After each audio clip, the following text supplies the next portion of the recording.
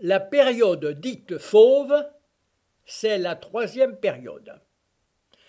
André Lemaître l'explique dans son livre. Il écrit « Après une période euphorique et suave où je n'avais rien compris, la guerre 1939-1945, avec ses ruines et ses deuils, me fit remettre en question.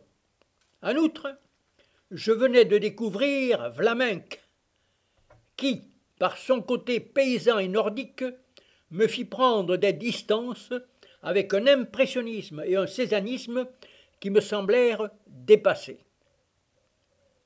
C'est le Vlamin de la période fauve qu'il admire, celui qui dit « Je peins d'instinct, sans dessin, sans règle, à la volée, à l'emporte-pièce.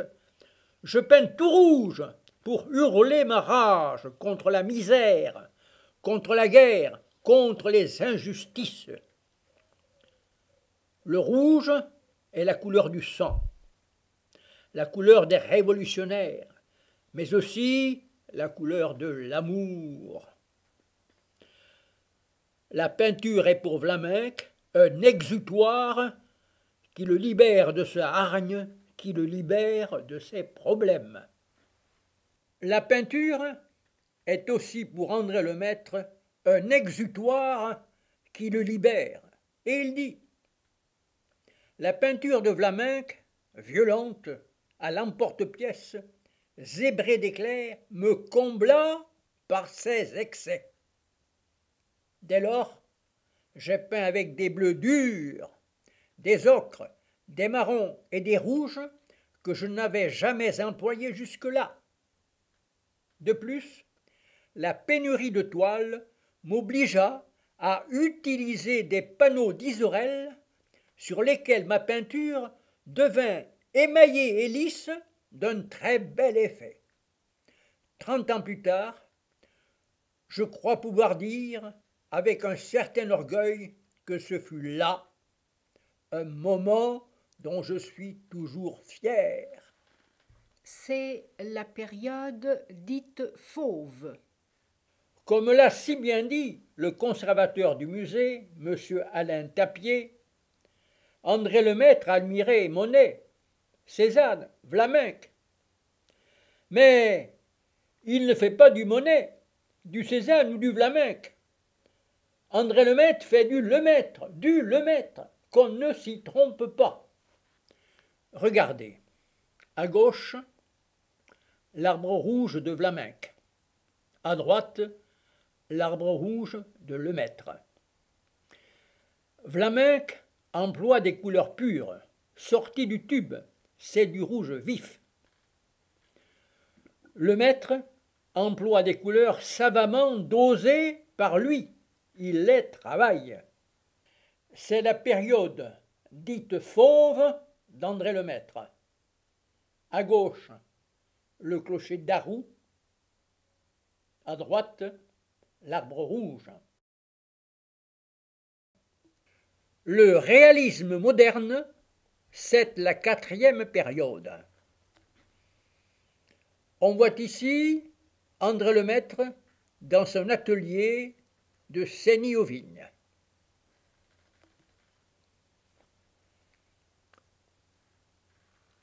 Et au fur et à mesure qu'il devient savant, comme il le dit si bien, son réalisme apparent se fond encore plus dans la couleur. Ce n'est ni tout à fait réaliste, ni tout à fait abstrait, tantôt plus, tantôt moins. Selon la méthode qu'il a forgée au cours des ans, en touche verticale, horizontale ou oblique, il construit son tableau sans dessin, sans détail, avec des brosses de plus en plus larges. Pour moi, dit-il, le sujet ne compte pas, il n'est qu'un prétexte. L'essentiel est dans la profondeur, dans la vie des couleurs. Réalisme abstrait, réalisme fort, tantôt l'un, tantôt l'autre, mais nous dirons un réalisme moderne, puisqu'il est avant tout l'expression de sa vérité. On le reconnaît entre mille, il ne ressemble à personne, il n'a pas besoin de signature. Les paysages.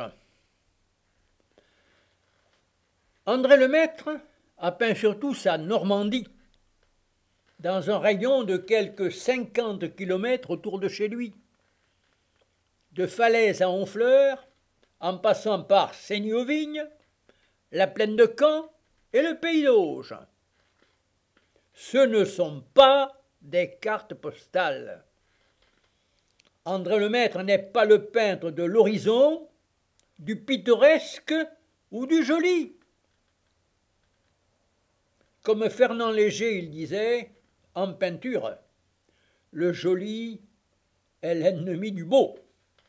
La meilleure définition de ces paysages est celle qu'Alain Tapier, le conservateur en chef du Palais des Beaux-Arts de Lille, a écrit en 1992.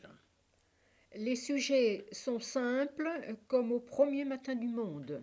Et il ajoute une Normandie aux accents pathétiques, sans grandiloquence, faite de traits rudes, sans dureté, avec l'humilité des petits riens. André Lemaître est toujours un peintre d'intérieur, même lorsque son chevalet est posé au bord d'une rivière. L'introspection peut aller alors très loin.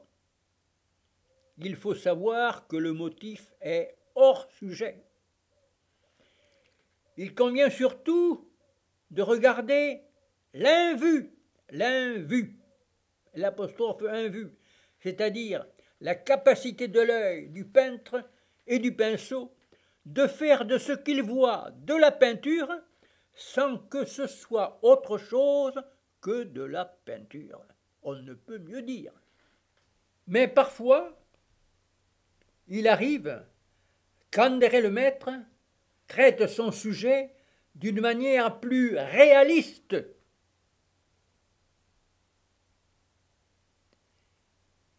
Il est alors plus près du sujet. Il fait ce qu'il a appelé du réalisme fort, À d'autres moments, il s'investit tellement qu'il en oublie le sujet. Il fait alors du réalisme abstrait. Et il dit: Pour moi, dit-il, le sujet ne compte pas. Il n'est qu'un prétexte. L'essentiel est dans la profondeur, dans la vie des couleurs. Et toujours en large touche verticale, horizontale ou oblique, avec un large pinceau, il construit son tableau sans dessin, sans détail, touche après touche. Il exprime sa vérité, ses sentiments, son humeur. Elle est là, sa modernité. Un hymne à la Normandie d'antan. Dans ses paysages, André Lemaître exprime sa nostalgie, sa mélancolie, sa tristesse de voir disparaître des paysages qui étaient l'âme de la Normandie depuis toujours, avec des mares, des haies, des pommiers, des prés, mais que le modernisme, le machinisme, avec des bulldozers et d'énormes tracteurs, transforme en vastes étendues, sans mares, sans haies, sans pommiers, sans rien, sans vie. Le désert agricole, la rançon du progrès. Lemaître porte témoignage. Il fixe le souvenir sur la toile. Un hymne à la Normandie qu'il aime, à la Normandie qu'on ne verra plus.